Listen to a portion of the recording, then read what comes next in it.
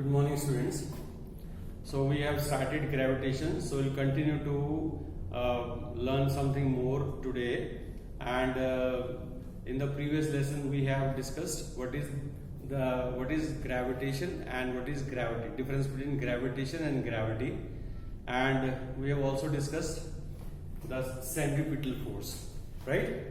So gravity is the force between Earth and any other object, and gravitation is the force of attraction between any two objects. And whenever a body moves in a circular path, that requires a force to continue to move in the circular path. That force is called the centripetal force, which is acting towards the center along the radius of the circular path. That is called the centripetal force. So what is first of all, we have discussed universal law of gravitation. And what is universal law of gravitation? That the force of attraction between any two objects is directly proportional to the product of their masses and inversely proportional to the square of the distance between them. Like this. Suppose there are two objects A and B, having masses m1 and m2, and let R be the distance between them, and R be the distance between them. Then, according to the law, F is proportional to the product of their masses, that is m1 into m2, and inversely proportional to the square of the distance between them. R is the distance between them. F is proportional to 1 upon R square. So when you combine these two equations, it comes out to be F proportional to m1 and 2 upon R square. And whenever you have to remove the sign of proportionality, a constant will come. F is equal to, देखो proportional की जगह equal to आ गया, and this is the constant G m1 m2 upon R square, where G is called the gravitational constant, and its value is 6.67 into 10 to the power minus 11 Newton meter square per kg square. From this equation, if you find G, that it comes out to be Fr square upon m1 m2. Now you can calculate the unit yourself. If you forget to remember the unit, you can calculate also. F is force का unit Newton होता है. R is distance का metre square हो जाएगा क्योंकि R square है. ये भी मास है, kg into kg square. So Newton meter square per kg square.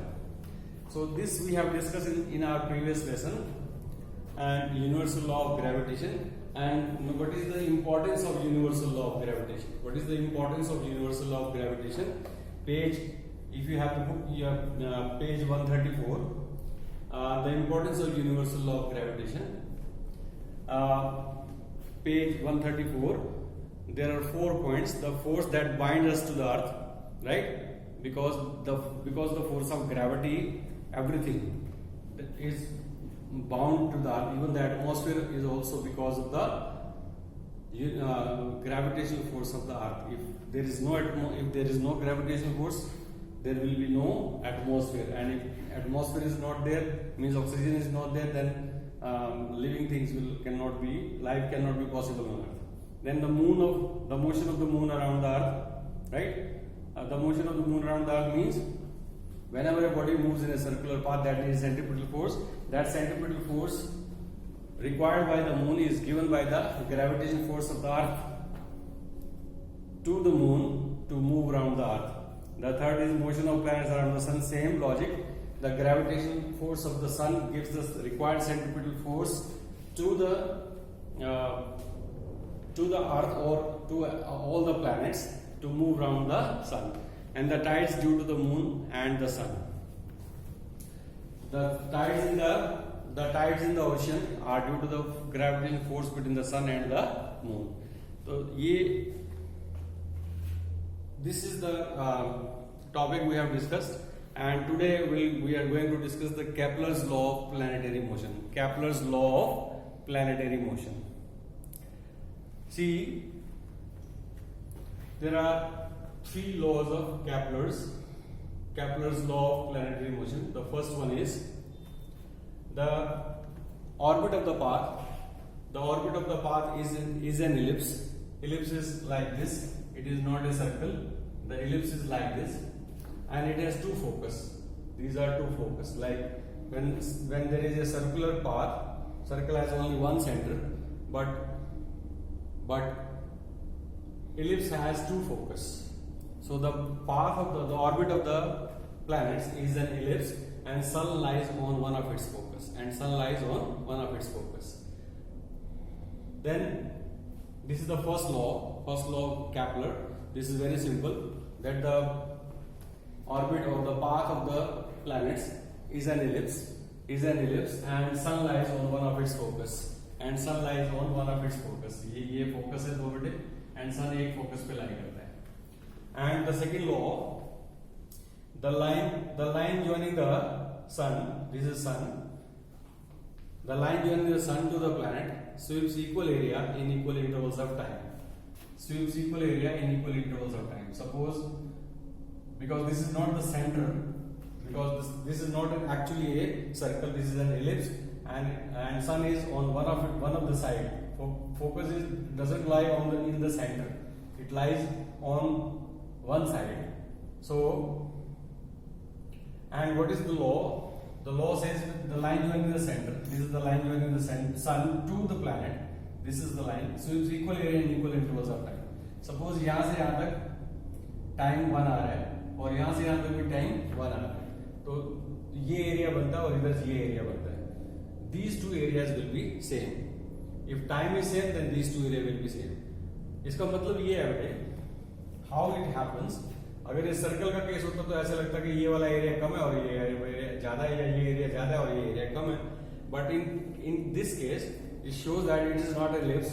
When the sun or the earth or the planet which is moving around the sun, when they are close to the sun, the speed is more, right?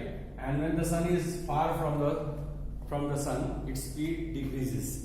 So sun की speed भी constant नहीं होती, although it complete one round in the same 365 days, but at in the whole journey its speed is not same. It changes. When it far away from the sun, its speed decreases, and when it comes close to the sun, its speed increases. That's why it sweeps equal area in equal intervals of time. This is the second law. And the third law, if you read the book from page 133, this is the third law. This is called the distance of the sun from the planet, and RT is called the orbital time.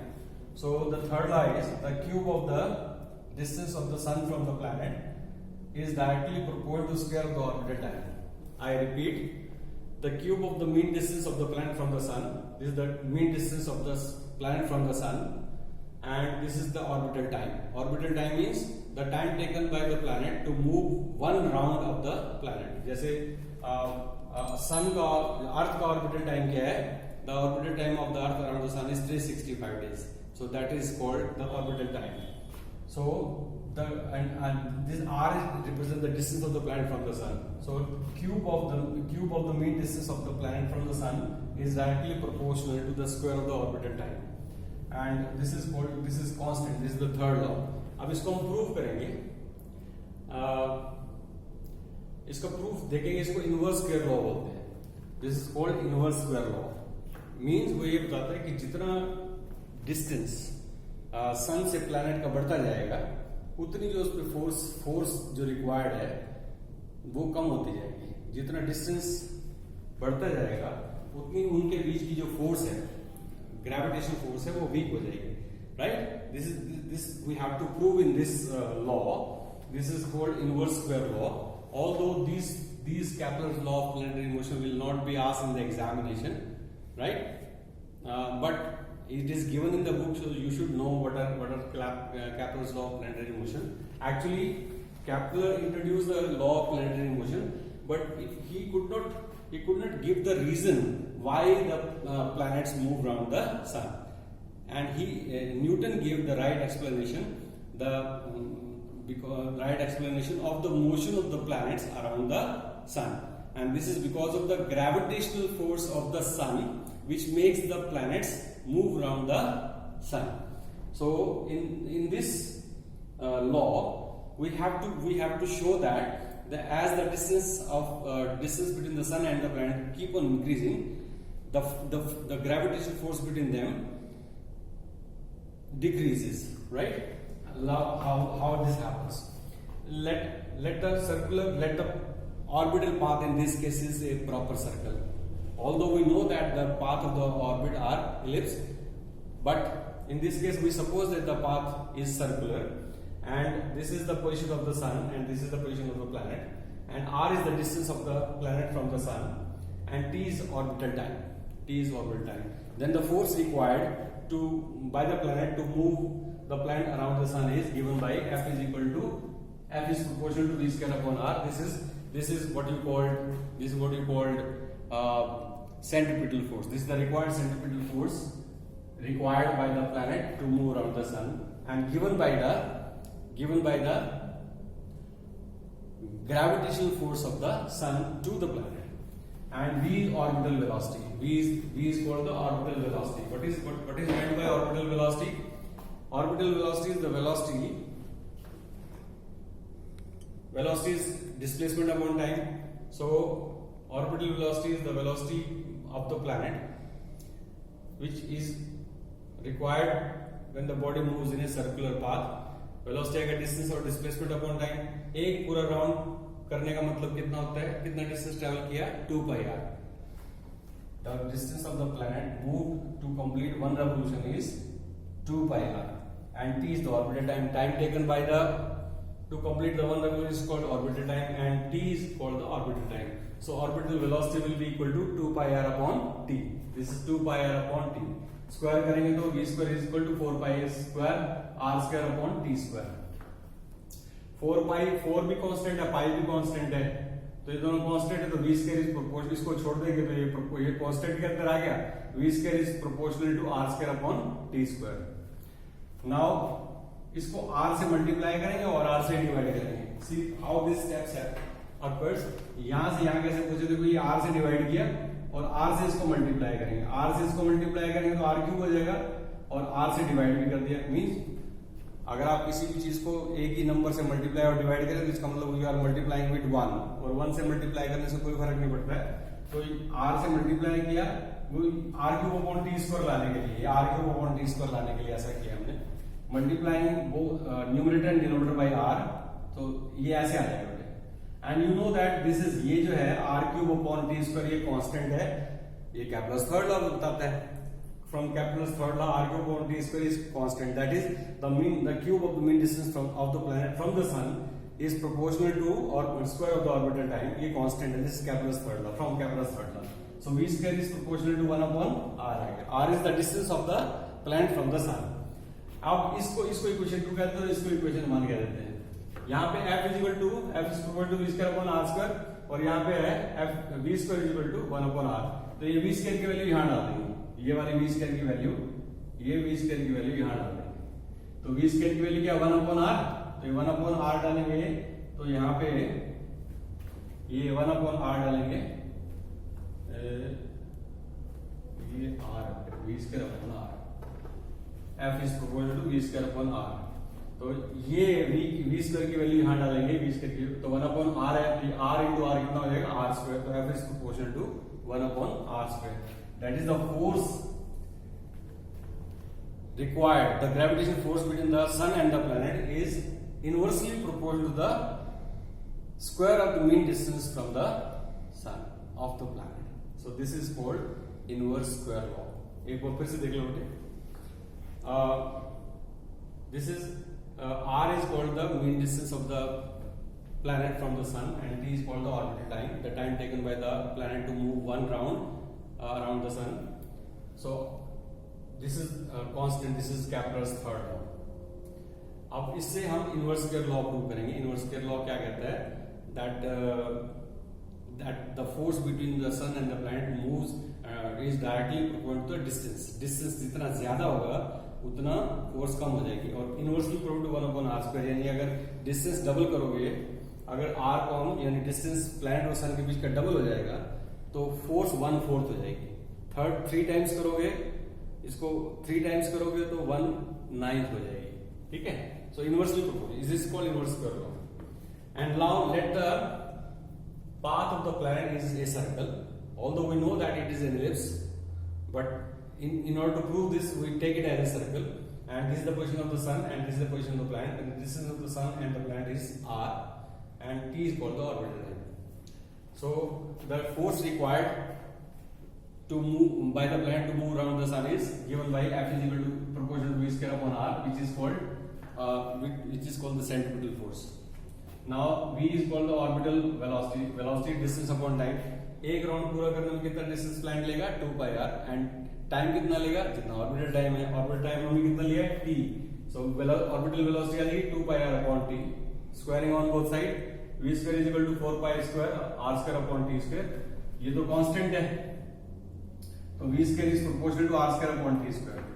now multiply and divide by r. इस equation को multiply करेंगे और divide करेंगे तो यहाँ पे आ जाएगा r cube और ये r नीचे आ जाएगा, और r क्यूब और t स्क्वायर तो कांस्टेंट है फ्रॉम केपलर्स लॉ, तो v square is proportional to 1 upon r. Now ये v स्क्वायर की वैल्यू यहाँ डालेंगे तो f is proportional to 1 upon r square.